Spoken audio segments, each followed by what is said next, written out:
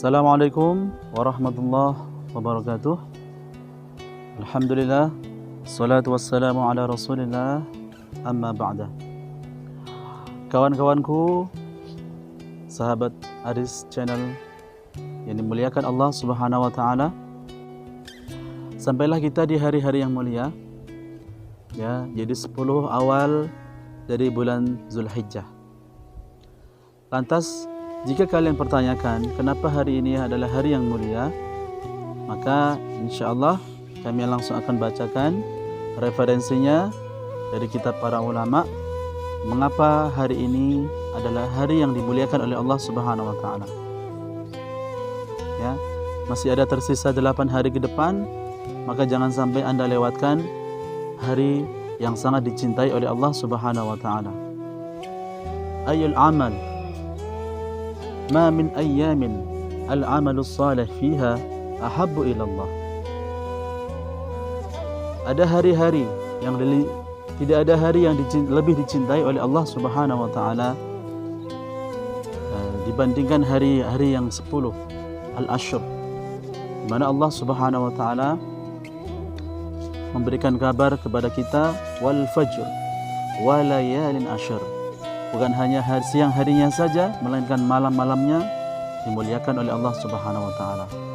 Poinnya adalah teman-teman, jika Ramadan kemarin belum bisa menghadirkan cinta Allah kepada kita, maka 10 hari yang awal ini mari sama-sama melalui dari channel ini mengajak kepada teman-teman semuanya untuk meraih kecintaan Allah Subhanahu wa taala. Maka penuhkan amalan-amalan kita, tingkatkan lagi potensinya, membuat kita semakin dekat dengan Allah Subhanahu wa taala. Baiklah, yang pertama, sahabat Aris Channel yang dimuliakan Allah Subhanahu wa taala. Hari yang pertama ini ya, dikabarkan kenapa sampai dimuliakan oleh Allah Subhanahu wa taala. Al-yawm alladhi ghafarallahu fihi li Adam alaihi salam awwalu yawmin min Zulhijjah. Di mana Allah kabarkan melalui beberapa riwayat dari Nabi sallallahu alaihi wasallam, hari yang pertama Allah muliakan karena di hari yang tanggal pertama di Zulhijjah ini merupakan hari di mana Allah Subhanahu wa taala mengampuni Nabi Adam alaihissalam. Maka begitu mulia sekali hari ini, teman-teman. Lantas yang kedua, wal yaumus tsani.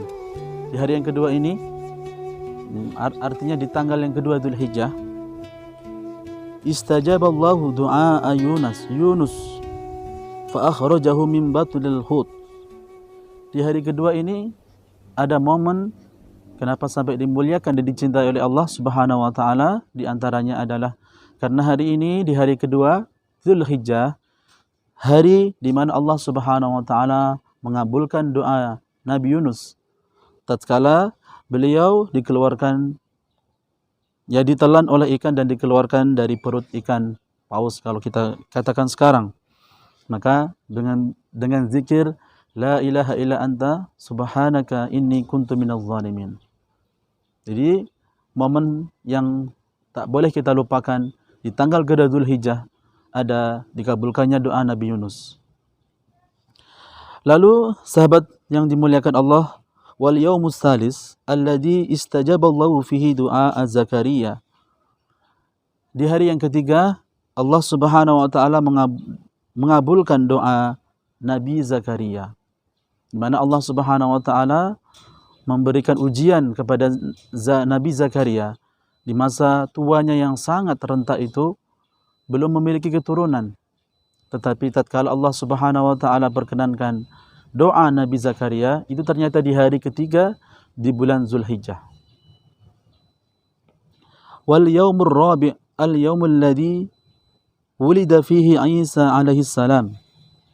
Di tanggal yang keempat atau di hari keempat bulan Zulhijjah, ini adalah suatu momen di mana Allah Subhanahu wa taala lahirkan Nabi Isa alaihi salam. Sangat mulia sekali ya teman-teman. Kita tahu sendiri Nabi Allah Isa alaihi salam merupakan nabi yang sebelum Nabi Muhammad SAW dikaruniai beberapa mukjizat, dikaruniai oleh keistimewaan oleh Allah Subhanahu wa taala sehingga bisa menggetarkan musuh-musuhnya. Di tanggal yang keempat Dzulhijjah ada momen di mana Nabi Isa alaihissalam dilahirkan ke dunia ini.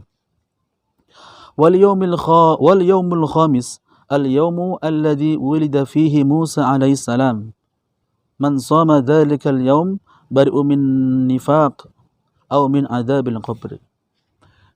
Di hari yang kelima Dzulhijjah, kenapa sampai dimuliakan oleh Allah Subhanahu wa taala dan lebih dicintai amalannya seorang hamba ketika beribadah di hari itu? Karena di hari kelima itu ada momen dilahirkannya Nabi Musa alaihissalam. Wah, Masya Allah ya. Jadi ada keterusan, siapa yang berpuasa di hari itu, di hari yang kelima, di bulan Dzulhijjah itu, maka Allah akan bebaskan dirinya dari sifat kemunafikan, atau min adzabil qabri, atau dia akan dibebaskan oleh Allah Subhanahu wa taala dari siksa kubur. Insyaallah wa tabarakallah. Ini sangat-sangat memotivasi kita semuanya. Bagi kita semua para pecinta Dzulhijjah, para pengagum Dzulhijjah. Wal yaumus sadis, di hari yang keenam, alladzi fatahallahu ta'ala li nabiyhi fihi al-khairu man samahu yanzurullahu ilaihi birrahmah. Di hari keenam ini adalah hari di mana Allah Subhanahu wa taala memandang rahmat kepada seluruh nabinya. Tatkala itu Allah Subhanahu wa taala memberikan rahmatnya kepada seluruh umatnya dan yanzurullahu ilaihi birrahmah. Allah Subhanahu wa taala melihat hambanya dengan penuh rahmat. Maka teman-teman semuanya wajib Anda naikkan level ibadah kalian di hari ke-6 nanti di bulan Dzulhijjah. Wal yaumus sabi' al yaumul ladzi yughlaqu fihi abwabu jahannam. Di hari ke-7 bulan Dzulhijjah merupakan di mana hari dikuncinya pintu-pintu neraka Jahannam, wala tuftahu hatta tamdi ayyamul ashr, dan tidak akan pernah dibuka sehingga melewati hari yang ke-10-nya. Masya Allah. Jadi hari ke-7 ternyata pintu Jahannam itu ditutup oleh Allah Subhanahu wa taala dan akan dibuka kembali melewati hari yang ke-10 Dzulhijjah. Masya Allah ya teman-teman semuanya ya. Lalu wal yaum mana nih?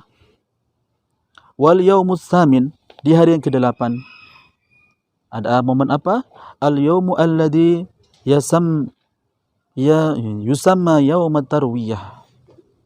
Di hari ke-8 seringkali kita mengenalnya di Dzulhijjah dengan hari tarwiyah, di mana momen itu mengingatkan kepada peristiwa bahwa orang Arab dahulu mengambil air di tatkala musim yang sangat panas itu untuk mempersiapkan ibadahnya di tanggal ke-9 di tanggal ke-9 dan ke-10-nya untuk melaksanakan ibadah haji.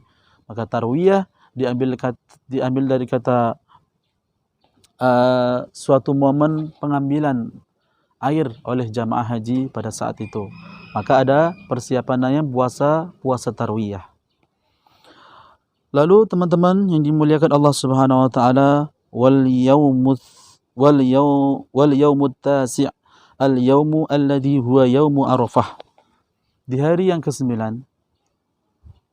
di mana kita sebut dengan hari Arafah. Ya kita teman-teman tahu ya.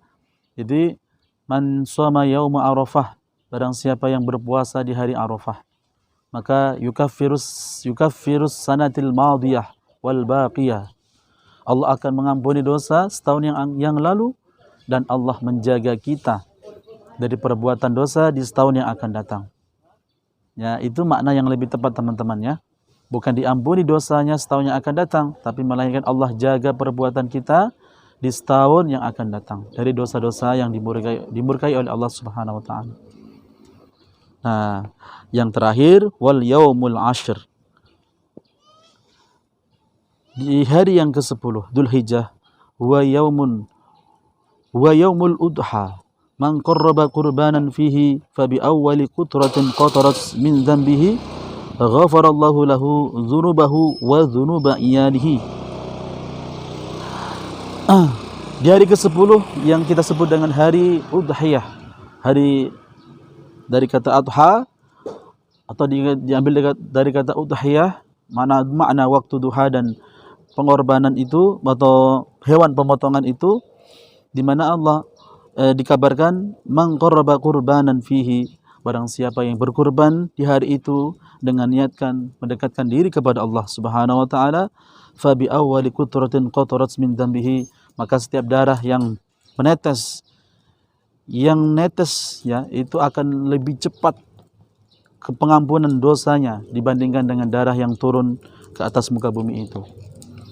Wa dzunuba iyadihi, Allah Subhanahu wa taala bukan hanya mengampuni dosa lebih cepat lagi daripada tetesan darah yang netes dari hewan kurban itu, melainkan Allah Subhanahu wa taala mengampuni dosa-dosa keluarganya. Masya Allah. Ya, teman-teman semuanya, ini adalah beberapa poin yang penting yang harus kita sama-sama mengerti, bahwa kenapa sampai Allah Subhanahu wa taala muliakan hari yang mulia di 10 hari ini, Zulhijjah ini, karena bukan hanya sekedar semata-mata hari ini hari mulia, tapi kita tidak tahu bagaimana Allah Subhanahu wa taala memberikan kemuliaan di hari ini. Di antaranya tadi yaitu karena ada peristiwa-peristiwa yang sangat agung yang terjadi di bulan Zulhijjah. Maka terus kalian simak video ini yang terbaik untuk kalian, dan jangan lupa selalu dukung di channel ini. Mudah-mudahan kalian mendapatkan keberkahan oleh Allah Subhanahu wa taala dan selalu mendapatkan informasi yang membuat kalian lebih dekat dengan Allah Subhanahu wa taala. Ya, terus tingkatkan amalan ibadah kita.